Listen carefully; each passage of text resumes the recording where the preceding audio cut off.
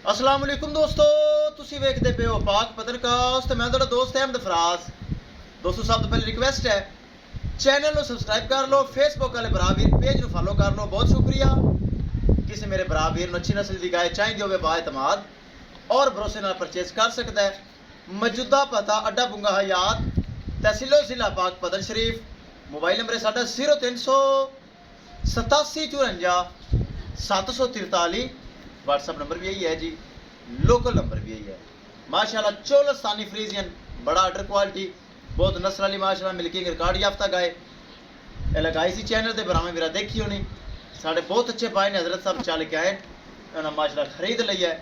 3,85,000 रुपये डिमांड सी, 3,65,000 रुपये दे विच सौदा होया।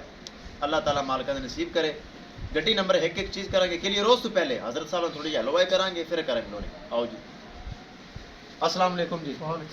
की हाल है जी? ਤੁਹਾਡਾ ਕੀ ਨਾਮ ਹੈ ਜੀ? दिलशाद तारिक। दिलशाद तारक। साढ़े सब्सक्राइबर साड़ी वीडियो देखते हो हाँ जी जी।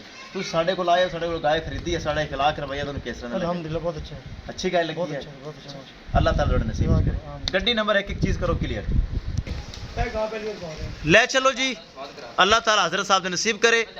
बहुत अच्छे भाई हैं, वीडियो देखी साढ़े को आए, बयाना किया 4,000 रुपया बयाना कर गए सी और लैके जा रहे हैं माशाल्लाह। ले चलो। दूसरी पहलन मौजूद है, जर्सी और स्विस ब्राउन लगाई सी वो मौजूद है। किसी ब्राउन चाहिए होवे वो भी खरीद सकता है। दोस्तों वीडियो पसंद आए लाइक शेयर माशाल्लाह तो कमेंट लाजमी करना है। अगर किसी भरा ने चैनल को सब्सक्राइब नहीं किया लाजमी कर लो ताकि साड़ी हर लेटेस्ट आने वाली वीडियो मेरे सब्सक्राइबर देख सकन।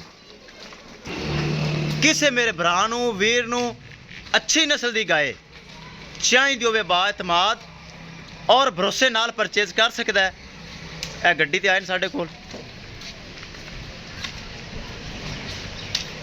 बहुत अच्छे भरा वीर हैं, इज्जत देंदे ने, प्यार देंदे ने। विखाइए गड्डी नंबर एक एक चीज़ करिए क्लियर। लो जी दोस्तों माशाल्लाह ड्राइवर साहब हाली नहीं आए, ड्राइवर साहब किते लेट हैं। किसी मेरे भरा वीर नू मजीद जानवर चाहिए होवे रब्ता करके परचेज कर सकता है। दोस्तों पाक पतन काउस जो जानवर लगता है गारंटी नाल सेल होंदा है। अल्लाह पाक दा शुक्र है क्योंकि एतमाद है, भरोसा है, गारंटी है। इंशाल्लाह दोस्तों मिलेंगे एक नई वीडियो के नाल। अपने फराज दोस्त नू दो इजाज़त। अल्लाह निगहबान।